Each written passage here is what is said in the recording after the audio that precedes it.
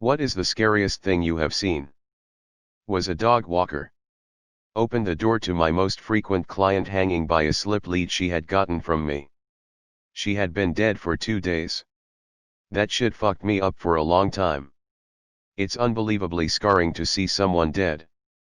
Not like someone lying in a casket dead where you're already mentally aware that the person has passed. But coming up on someone who has died and you're not expecting it. My best friend passed in a motorcycle accident when I was 22. Went to the morgue to get details and confirm it was him. I was not ready for that. That image is burnt into my eyes. Yet I agree, saw my dead mom when I was a kid and now that's the image that pops up when I think of her. I am so sorry that you experienced this. I hope that you're doing well today despite seeing something like that. I saw a young teenage girl sit on the edge of a 9-story building's roof contemplating suicide. Me and my work partner were on the ground watching a negotiator working with her to talk her down. I'm getting anxious just remembering it. She was talked off the ledge and brought to the hospital. Didn't jump. The inside of a green sedan car when a guy tried to kidnap me when I was 18. He had the door opened and tried to push me inside several times. I remember thinking if he gets me inside I'm dead, so I put the heel of my shoe at the bottom of the door, one hand on the roof and pushed against the car with all my strength while crying. I bit, scratch, and hit, but I'm thin and he was a muscular young guy. So the inside of that car is the scariest thing ever. I was 14 years old and getting ready for school one morning, nothing out of the usual. Whenever I went downstairs to my kitchen, I found my dad slumped on the kitchen floor. I yell, he doesn't respond. I start shaking him for a minute and still nothing. I go to get my mom, she comes out and also yells.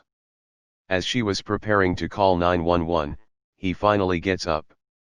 Luckily for us, he had recently started a new medication that made him extremely tired. Apparently he fell asleep while making coffee. He is still with us to this day, but that memory always scares me. Happened the same 4 months ago, but I am 22 and he fell right in front of my eyes, had the same reaction. He's good now, he just had a very big cramp that led him to lose conscious, but the panic and seeing my dad, that big solid man in my eyes laying on the floor completely vulnerable is one of the most painful memory I have to this day. Maybe 8 or 9 years ago I went on a late night bike ride to Niagara Falls, from my house in the neighboring town. It was kind of spooky fun going there at 1 a.m. with no one around, but that's not the scary part. Heading home around 2 a.m., I had to pass underneath the bridge leading back to Grand Island, where I lived at the time.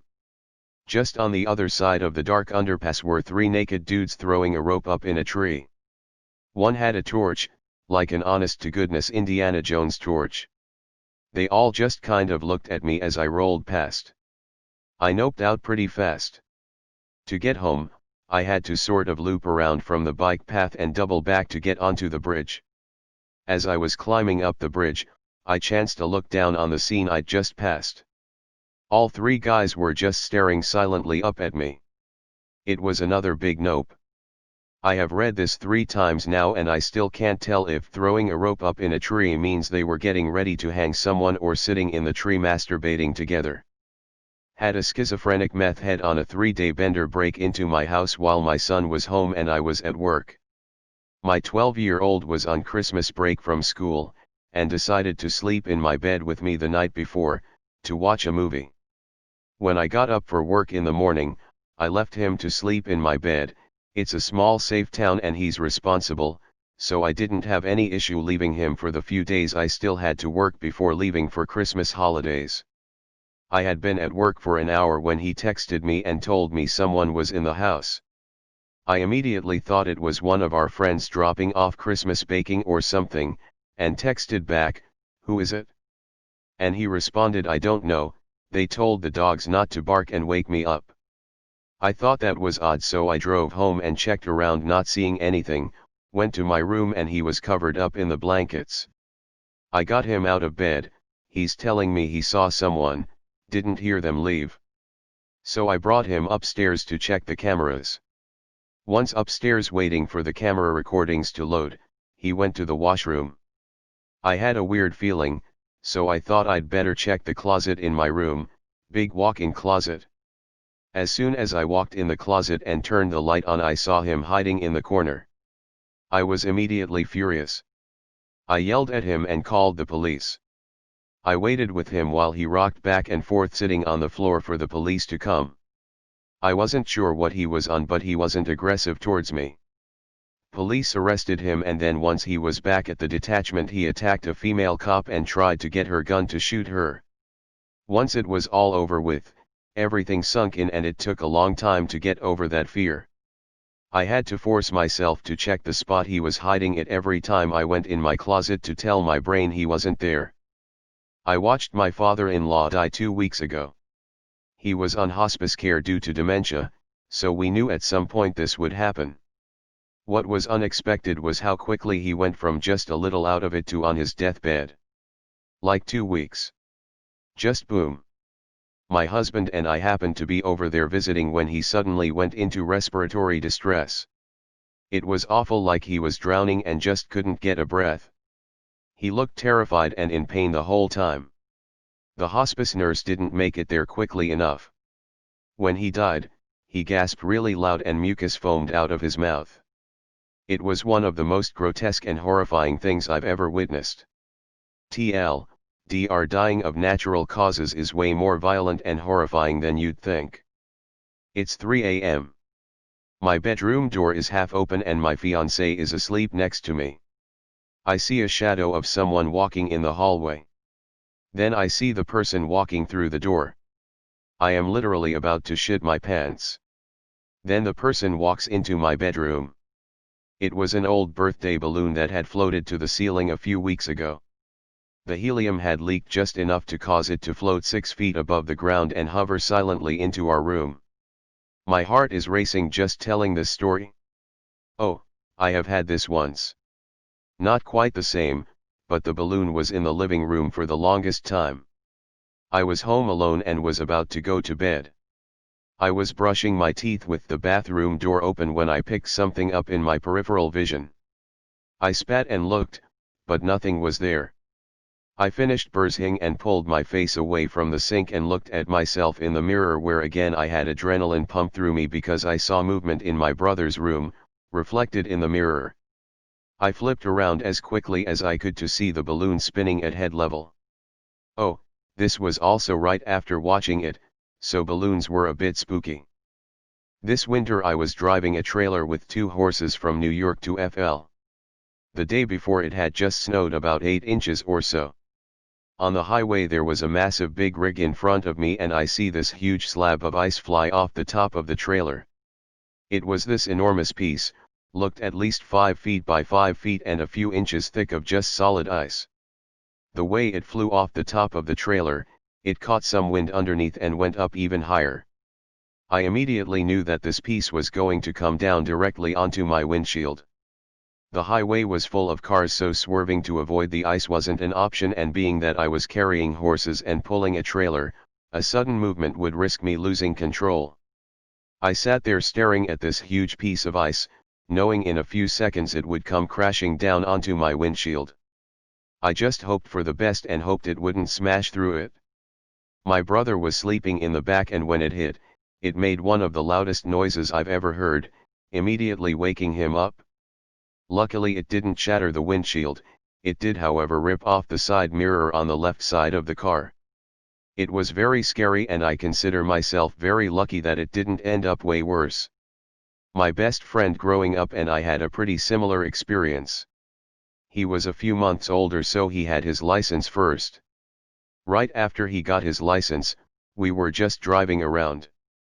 Winter in western Pennsylvania when a solid sheet of ice flew off the minivan in front of us. Guess they hadn't cleaned their car off. The piece coming for us looked almost exactly like a car's windshield. Same size, shape, everything. Obviously much smaller than what you experienced, but I know how scary my experience was. My young daughter running across the road before anyone had looked either direction. One of the scariest moments in my life was the flip side of this.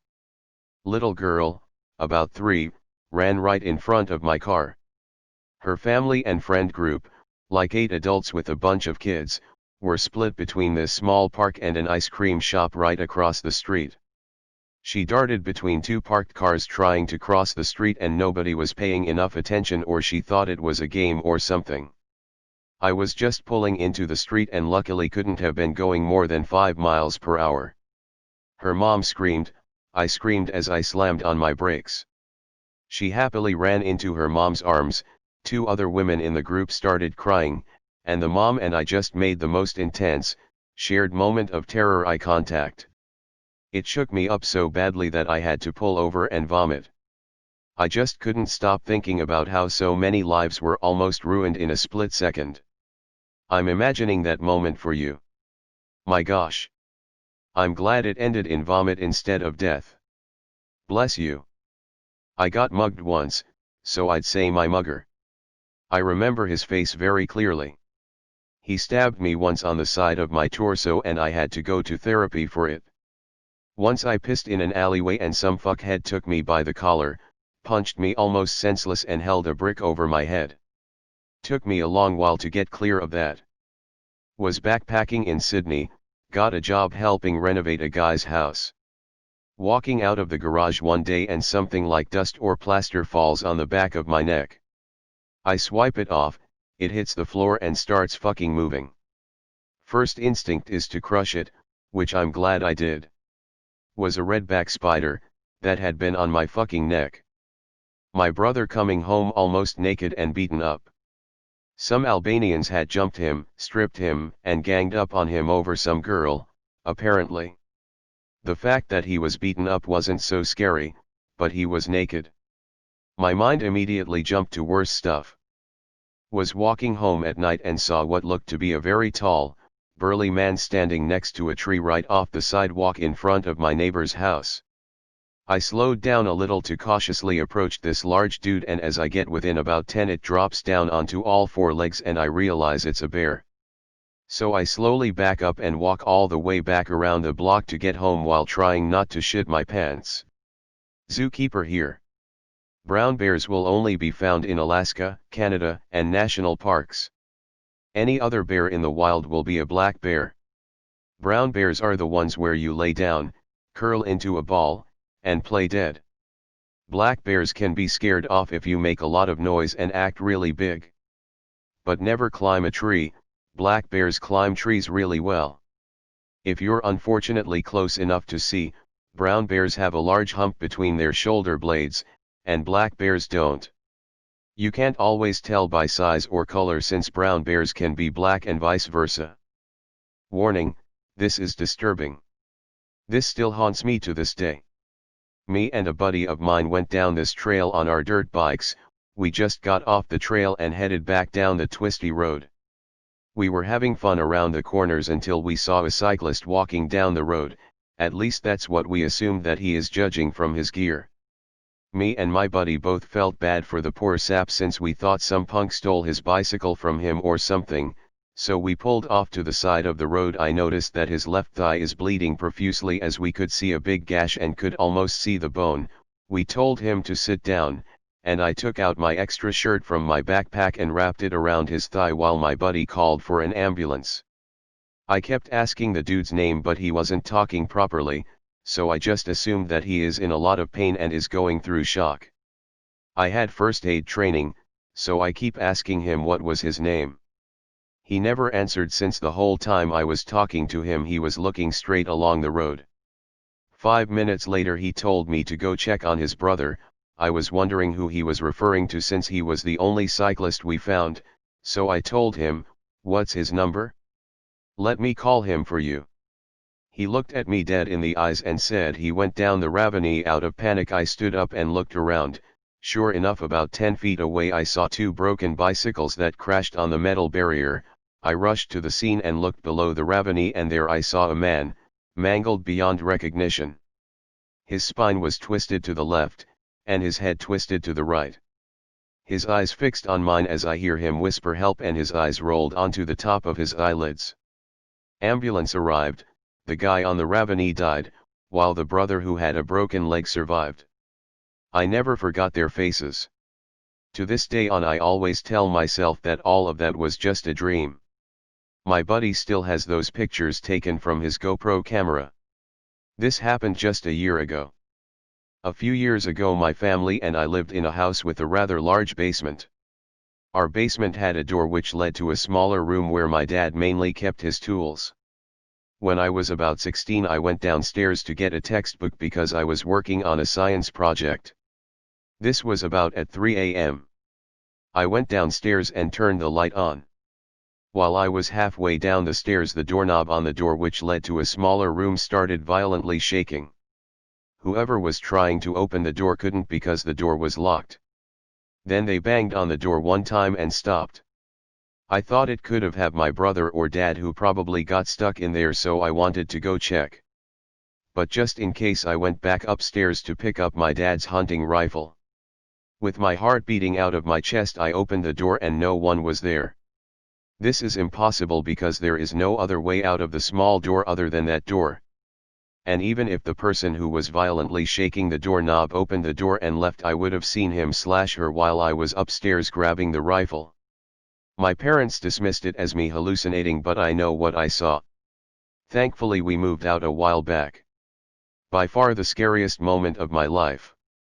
We live in an old farmhouse, 100+ years old, in the Midwest. My son was home alone one day chilling on the couch. He said there was a loud bang from the other side of the basement door, like someone or something hit the door very hard. He said even the dogs freaked out a bit. Has anything else happened to you in that house? Damn, I'm remembering other things that have happened in this house. And now I'm getting a little creeped out. It is now 2 a.m. and I need to go to bed. Sure hope I can sleep. I had just finished watching Insidious. My son, who was around 6 at the time, was asleep in his room.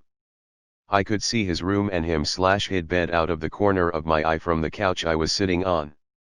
I was talking to my best friend on the phone and I see movement.